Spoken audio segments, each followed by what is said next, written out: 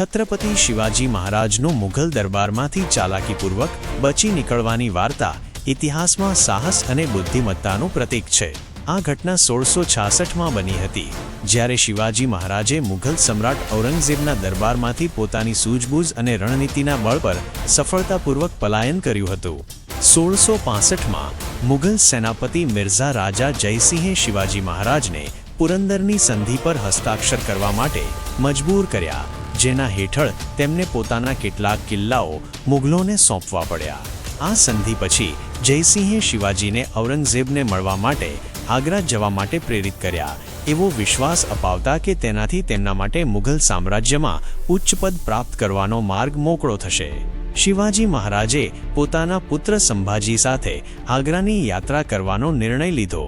12 મે 1666ના રોજ શિવાજી મહારાજ અને સંભાજી આગ્રામાં ઔરંગઝેબના દરબારમાં પહોંચ્યા। દરબારમાં શિવાજીને ત્રીજા દરજ્જાના મનસબદારો સાથે ઊભા રાખવામાં આવ્યા, જે તેમના માટે અપમાનજનક હતું। આ વ્યવહારથી ક્રોધિત થઈને શિવાજીએ વિરોધ પ્રગટ કર્યો, પરંતુ તેમની આપત્તિઓને અવગણવામાં આવી। પરિણામે તેમને અને તેમના પુત્રને આગ્રાની બહાર જયપુર સરાયમાં નજરકેદ કરવામાં આવ્યા, જ્યાં મુઘલ સૈનિકોએ સખત દેખરેખ રાખી। નજરકેદ દરમિયાન શિવાજી મહારાજે ભાગી જવાની યોજના બનાવી। તેમણે બીમાર હોવાનો ડોળ કર્યો અને નિયમિત રૂપે બ્રાહ્મણો અને સાધુઓને મીઠાઈ અને ફળ મોકલવાની પરવાનગી મેળવી। શરૂઆતમાં પહેરેદાર આ ટોપલીઓની તપાસ કરતા હતા, પરંતુ સમયની સાથે તેમણે સતર્કતા ઓછી કરી દીધી। 19 ઓગસ્ટ 1666ના રોજ શિવાજી અને સંભાજીએ ફળોની મોટી ટોપલીઓમાં છુપાઈને બહાર નીકળવાનો સાહસિક નિર્ણય લીધો। તેમના સ્થાને શિવાજીના વિશ્વાસુ હિરોજી ફરજંદ તેમના પલંગ પર સૂઈને પહેરેદારોને ભ્રમિત કર્યા।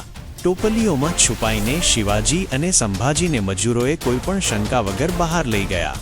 બહાર નીકળ્યા પછી તેઓ સુરક્ષિત જગ્યાએ પહોંચ્યા અને ત્યાંથી મથુરા, ઇલાહાબાદ, બનારસ, પૂરી થઈને ગોંડવાના અને ગોલકોંડાના માર્ગે રાજગઢ પાછા ફર્યા।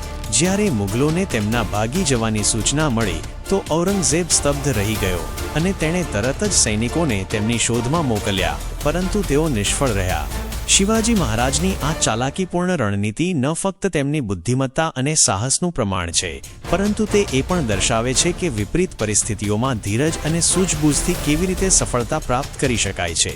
આ ઘટના ઇતિહાસમાં એક મહત્વપૂર્ણ વળાંક સાબિત થઈ, જેણે મુઘલ સામ્રાજ્ય પ્રત્યે મરાઠા શક્તિની દૃઢતા અને સ્વતંત્રતાની ભાવનાને ઉજાગર કરી।